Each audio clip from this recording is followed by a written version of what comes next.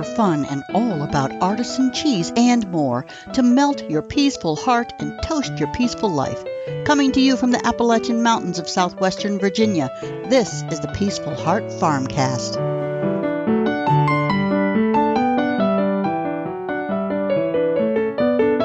Hey, this is Scott Hall from Peaceful Heart Farm, and you are listening to the Peaceful Heart FarmCast. Hello everybody, Melanie Hall here. I hope you're doing well. Topics discussed on the Peaceful Heart FarmCast are designed to create new perspectives and possibilities for how you might incorporate traditional ideas into your life, ideas that may bring you peace. The conversation will be about the value of tradition, traditional food prep and storage, traditional cooking, the new traditional farming practices, and most importantly, traditional artisan cheese. Today's show is about how my family came to live the homestead life and how we decided to create a small artisan cheese business. Today's topics are going to be, first of all, let me talk about what happened last year. Where did I go? I just kind of dropped off the face of the earth, I know. And then I'm going to talk about the new Peaceful Heart FarmCast. There'll also be some updates on the farm and creamery that will be pretty extensive in this particular version, not so much in future versions. I'll be doing a little bit of a preview of upcoming topics. And finally, I'm going to close with a homestead recipe. And that will be a feature that I hope to include on each and every one of my podcasts. So what happened? What happened? Where did I go? I want to address that first. And where I am at the present time, that's important as well. So I was podcasting regularly twice a month, and even though the recorded podcasts were just 45 minutes to an hour, it took more than an entire day, sometimes longer, to make that happen. And once spring came on in full force, I was overwhelmed with caring for the animals in the garden. We were milking twice a day, we were making cheese, we were growing the garden. There was no time left for anything that didn't contribute to the furtherment of the farm enterprise. And that included my podcast hobby. It was just a hobby. So it just got pushed to the back. I just stopped it and took care of what was in front of me. Now I've spent the winter catching up and getting better organized. So here I am back at it again, and this time with a better plan for using the love of my hobby as part of the farm business plan. And I'll talk about the topics I plan to cover a little bit later, as I said. Now, about the new Peaceful Heart FarmCast. First of all, I'm pleased to launch the Peaceful Heart FarmCast. I'm excited about what I have lined up for you guys. If you're a regular subscriber, you may have noticed that the intro with the purpose of the podcast has changed. While I enjoyed talking about the crazy stuff that is going on in the world, it added little to my life goals on the farm. In fact, it is quite removed and opposite from my peaceful life on the farmstead. As I mentioned, publishing a podcast takes quite a lot of time and effort, and I needed to optimize my time. And the farm pushes on and waits for no one. You better be ready. I'll be sharing more stories about what that means as we go forward. And perhaps you've thought of making the rural life happen for you and your family, or perhaps you're thinking about a homestead in suburban America. I hope I can help you with ideas and encouragement. It is truly a fabulous lifestyle filled with ups and downs, of course, but well worth it. Or perhaps you don't want to make that kind of commitment to the gardens and the animals yourself, and it can be rough from time to time trying to run a farm or a homestead. But you want to partake of the benefits of what other people with land and animals and caretakers are producing. Perhaps you want to learn to cook from scratch, or add variety to current recipes using the great seasonal products that you're buying at the farmer's market. And that's great too. Much of what I will talk about can be done in even the smallest household, the smallest kitchen. No land and animals are required. Just a desire to learn how to care for your family with your own two hands. The technology is great. I'm using it right now. But there's something deeply satisfying in creating safe and wholesome food for your family. There's an inner peace that comes from personally crafting the dishes with ingredients that you know what they are and you can trust them. You can trust the food you're feeding your family. That's why I'm focusing on tradition and traditional techniques that will enhance our lives and bring a deeper fulfillment to everyday life. And one of the ways that happens is by creating and or passing on traditions. That entails knowing what words and ideas to convey to bring wisdom to your protege, or having a skill with a particular technique or method of creating an end product, accomplishing tasks that have been passed down for thousands of years, and you want to pass that on to an apprentice or your children. But more importantly, it means why we do it that way and passing that along as well. I think the problem that most people have with tradition is it can, and often does, turn into dogma. If you're not passing along the reason why it is done that way, it can easily become dogma. You're just doing it methodically without any real understanding of what it adds to your life today and how it ensures that your life tomorrow runs smoothly. So why did the tradition start? Sometimes you would ask, is it still relevant for you today? This is how you overcome the idea of the dogma. So if you decide that it's a valid tradition, it's still relevant today, then you learn it, you do it, and you pass it on. And that's how a tradition is built and maintained. There is always a reason that things are done a certain way. Sometimes they're practical. Sometimes they might be spiritual or morally or relevant, or just put in place to ensure that society continues on in the easiest way possible. A lot of people died in the past without knowing, do it this way. You didn't have time to experiment the way we have the freedoms today. If it doesn't work out, somebody's going to catch us, hopefully, and we can go on. So there's a reason that things are done a certain way. And then if certain circumstances change that require altering a tradition, we change it. But it's done with considering how the new trajectory will alter the future, right? So you don't just go, this tradition doesn't work anymore, we're just going to change it to this. It needs to be thoroughly thought out. And then then the changes are incorporated as necessary. And these are difficult questions, no doubt.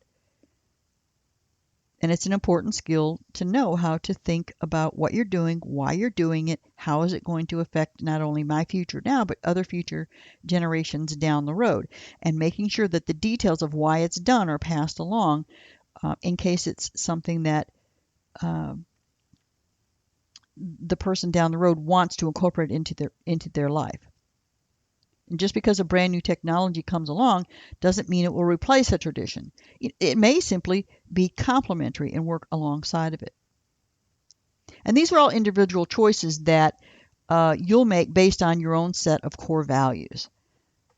I hope to provide thought-provoking ideas to help you with making some of those decisions. If you love trivia and history, this is going to be both educational and entertaining for you. If you're looking to live the homestead life or already are, I'll be sharing my day-to-day learning experiences and ideas to help you working through the long list of tasks and problems and solutions that you will encounter. And at the end of each podcast, I'll give an overview and a description of a recipe that may become part of your tradition. There will be corresponding download to the recipe in the show notes. Now, let me get a little bit more deeply into the farm and the creamery. I want to better introduce myself, my husband, and a little bit about our history of how we came to be farm homesteaders after professional careers in medicine and information technology. So at the present time, we have 62 acres in the Blue Ridge Mountains. We are building a creamery to make artisan farmstead cheese. Our cheese is handmade using traditional methods. That, of course, requires cows. We also have sheep for meat, goats for fiber, and donkeys for livestock protection. And as far as the cows, we raise a traditional breed of cow. They are Normandys. Historically, they're bred and raised in the Normandy region of France. And Normandys are what's called a dual breed cow, and that means that they provide lots of milk, which is important for us for making cheese, but they also make really, really good beef. That's important because in order to produce the milk, they have to have a calf every year. You got to do something with that calf. Making good beef is important. I'm going to be talking much more about these cows as I talk about our cheese. And some of the traditional cheeses that are made in the Normandy area of France. I'll be focusing on that as well. There's some really good ones there. So that's our homestead in a nutshell today in the present. But how did we get there? Scott spent 20 years as a chiropractor before entering into the electronic medical records IT field. So he began training doctors in the use of electronic medical records. And I was an IT professional for just about my entire career. I was also doing that for much of our time together as a couple. So again, how did we get here? I know you're asking because you might want to get here someday as well. And why did we make that decision? I mean, isn't having these successful careers the be-all, end-all of life? Well, nope, it's not, or at least it's not for us. Our life experiences led us to a desire to get in touch with the land directly. It wasn't enough to look at the mountains from afar or go to the mountains and look across the valley from afar. We needed to connect to the roots of our spirit. We wanted to go outside at night and gaze in awe at the Milky Way. We wanted to see the birth of life and death and the growing cycle of plants. All of these things we were just drawn to. And after years of dreaming, planning, and saving, we're here. We are watching the birth of the animals, and we're continually amazed at creation as it manifests right in front of us.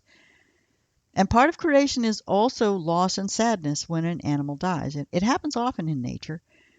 But again, there is also life and joy that provides that needed balance and a deep understanding of how precious life is. We began our dream back in 1999 in Western North Carolina. That is 20 years ago as of this publication. We met, became friends, we started talking about our dream. We spent hours reading and talking and poring over articles and books by Joel Salatin. I think he's a gateway for a lot of people. And we began to dream our dream out loud with each other, with our friends and family. But then, like for most of you, I'm sure life happens. It was a great dream, but we had to make money to live, right? And we started with nothing at that point. And it takes a lot to make a small farm profitable enough to support a family. We didn't own any property or house or anything. We owned our cars.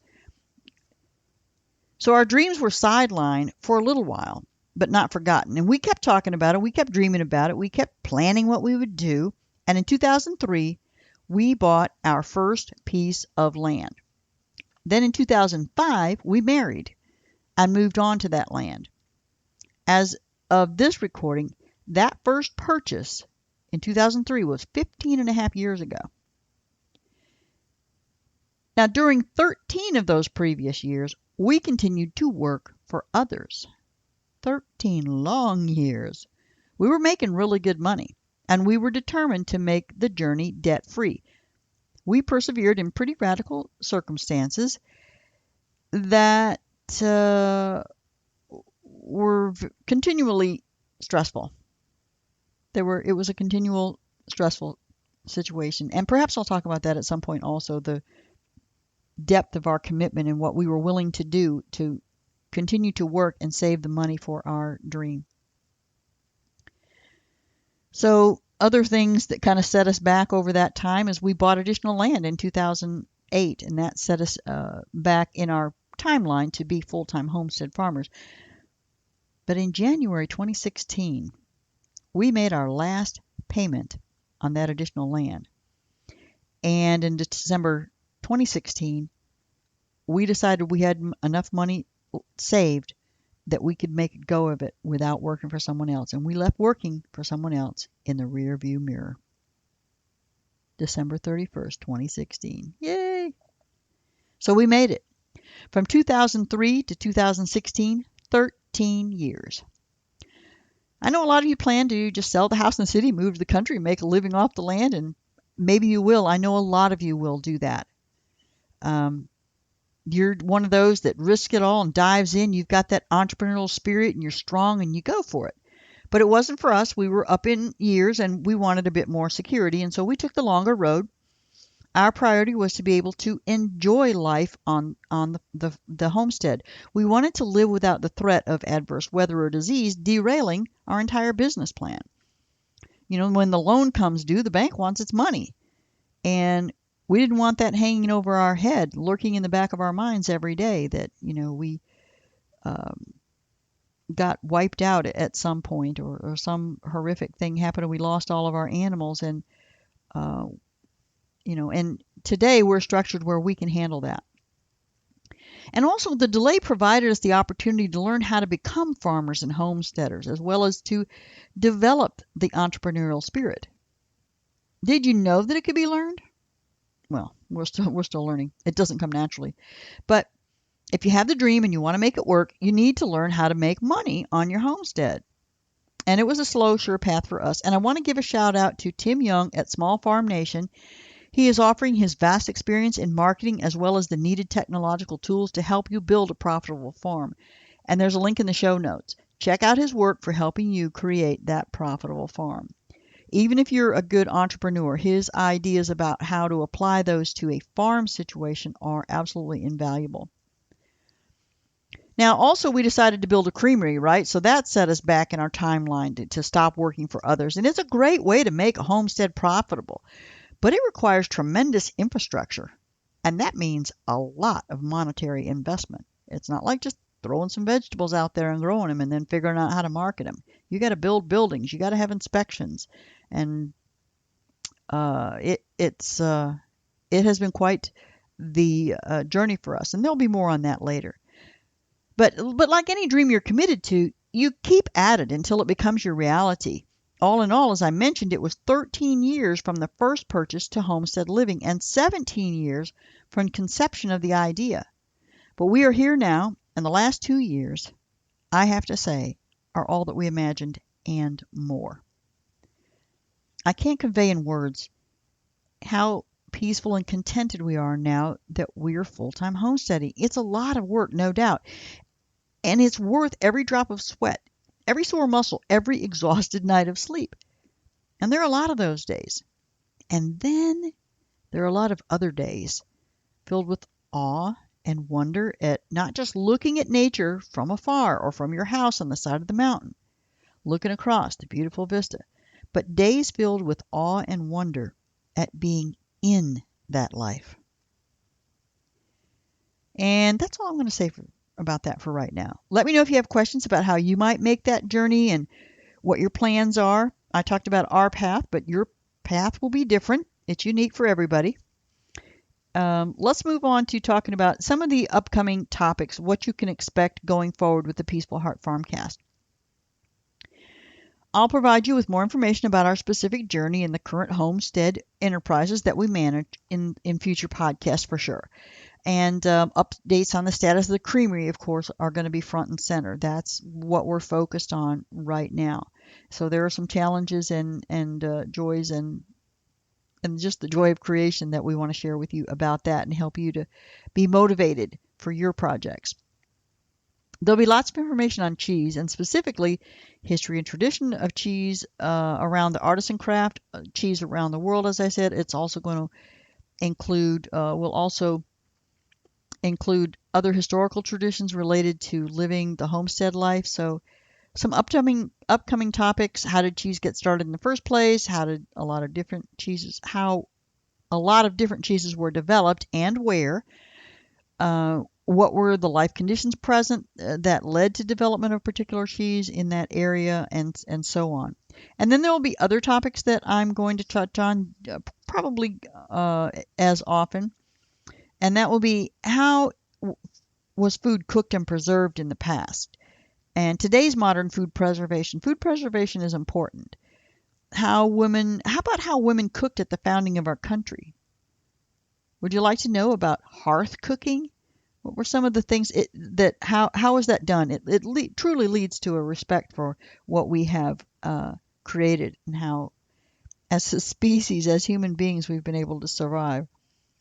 So maybe cooking your cheese on a wood stove. We have a wood stove and it has an oven. You might think about that as well. I love my wood stove. So these things bring appreciation for what we have today. Do they not? Now the podcast recipe.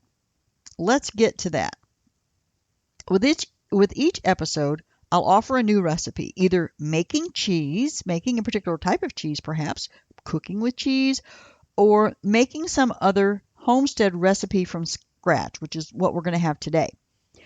The link for the recipe is in the show notes, and the recipe for today's podcast is how to make bone broth. I chose this because it's in the middle of winter, and this is a really great way to keep your insides warm in the winter. Some of the health benefits of bone broth, let me talk about that. Let me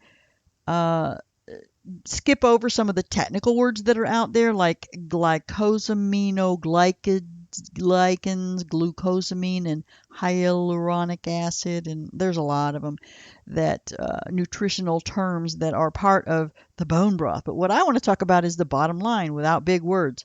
And the bottom line is it's highly nutritious. Bone broth soup is rich in nutrients. Now, one word I will throw in here is collagen. It's the basic building block of connective tissue. Bone broth is a source of collagen building gelatin. So think joint health. Bone broth may protect the joints. It may help fight osteoarthritis. It may help reduce inflammation and heal the gut. It may aid sleep. It may support weight loss. So a lot of people use it a lot of different ways. It has a whole lot of benefits. And additionally, it's really tasty and easy to make. Now, if you're not familiar with bone broth, you might think, well, how much would I drink? When would I even drink it? How much should you drink in a day? Well, you might drink, 8 ounces a day at some point in the day. Some people drink much more, 16 to 32 ounces daily. People who do that, that's usually for a short period of time. Perhaps they're trying to halt the progression of inflammation. So typically it's going to be 8 to 12 ounces. That's a maintenance kind of program that you might try first. Or you may even just drink it occasionally. Or use it mostly in soups and stews. That's how I use mine there more often than anything else. Now, where would one get bones? And what kind of bones should we get to make bone broth? So the bone ingredients and a lot of the other ingredients also are you're going to find at your local farmer's market. They're the best resource, assuming you've got meat producers selling at your market. If you don't see it on their price boards, ask. They'll have them or they can get them. Now, what kind of bone should you use? I'll be talking about lamb today, but any meat bones will do to make the recipe I'm sharing. Beef, chicken, turkey, lamb, goat, those are all good examples. Go with whatever you like and whatever is available at the market. Now let's get on to the recipe. This particular recipe has herbs added to it, which is a little bit different than some other recipes that I've used. Bone broth can be very plain. And as an aside, I'm just going to throw in here, it can also be used to make egg drop soup. I'm just going to toss that out there. All right, so I'm going to give you the instructions on how to make the broth, but some of the ingredients are actually not even required, and you can experiment with them. This is one thing that I'm going to talk about with cooking in general. Once you learn some of the basics, you'll be able to just kind of wing it. You can even leave all of the ingredients out of this recipe except for the bones and the water if you want, because you may drink it daily or only occasionally, and or you may use it in the soups and stews, as I said. But if you're drinking it heated right out of the jar or freezer container, you may want all the spices. I use mine a lot in soups and stews, and consequently, I season my stew rather than seasoning the broth for the most part. All right, what do you need? Let's look at the list of ingredients in this recipe. They're fairly simple and they're kind of standard for a stock or a broth that you would use for any kind of soup. So if you're not familiar with making soups and stews, take heed that this little group of ingredients is used in so many different recipes. So this particular recipe uses a pound of bones of your choice, a tablespoon of olive oil, a large chopped onion, 3 medium carrots cut into chunks, 3 sticks of celery chopped, 3 cloves of garlic, 3 sprigs of fresh rosemary, and 5 sprigs of fresh thyme. So those are the herbs that are added in this particular recipe that's a little bit different than some other broth recipes you might see. You could also use dried herbs as well. In that case, you'd go with something like a half a teaspoon of rosemary and a teaspoon of thyme. Now you'll also need water, approximately 1 to 3 gallons for a pound of bones. It depends. The amount's going to vary depending on the bones that you use and the time you simmer the broth. Salting to taste is an optional ingredient as well. You do not have to add salt. So onions, garlic, celery, and carrots, that's a typical base for flavoring any soup or stew. Just keep that in mind, as I said, if you're just learning how to cook. There's so much about cooking that is not really complicated, and the knowledge is used over and over in various recipes. Now, as far as the bones, there are 2 ways that you can prepare them. You can thaw them out and just throw them into the pot.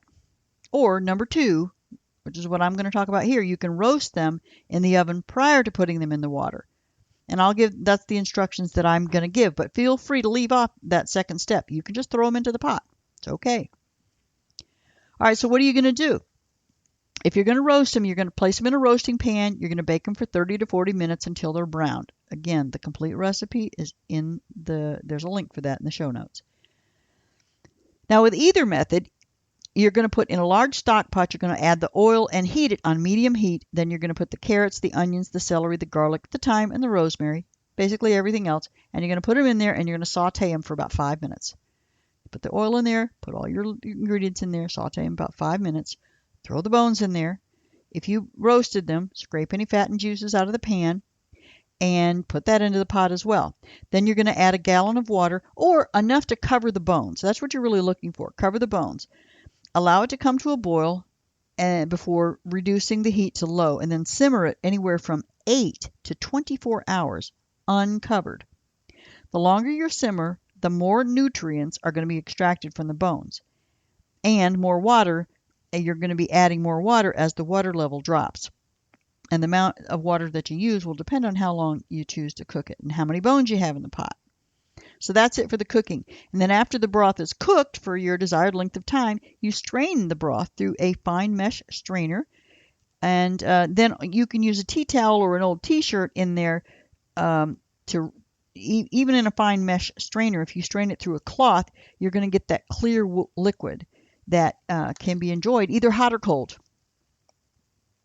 Likely you will have more than you can use right away with this recipe, and it's easy to freeze it. Or if you're skilled with pressure canning, that's an excellent method of keeping a larger amount on hand for a longer storage shelf life. So there you have it. That's the basics of making a very healthy bone broth. You saute some veggies, you throw in some bones, you cook it for a while, cool it off, strain it, and sip and store it for later. I hope you'll give that a try. Again, the recipe link is in the show notes. You can print it right from my website.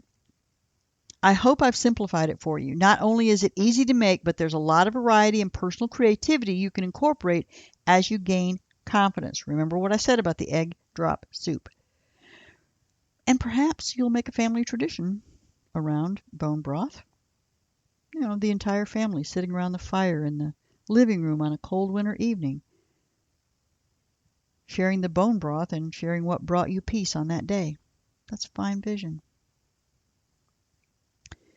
Well, that's it for this podcast. It really is all about the journey, the dream the dream, talk the dream, take baby steps every day toward the dream. Our baby steps over 15 years brought us to where we are today.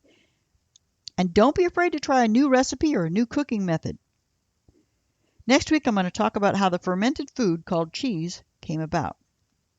If you've got a specific topic you'd like me to cover, please post on our Facebook page at Peaceful Heart Farm, all one word. As always, I'm here to help you taste the traditional touch.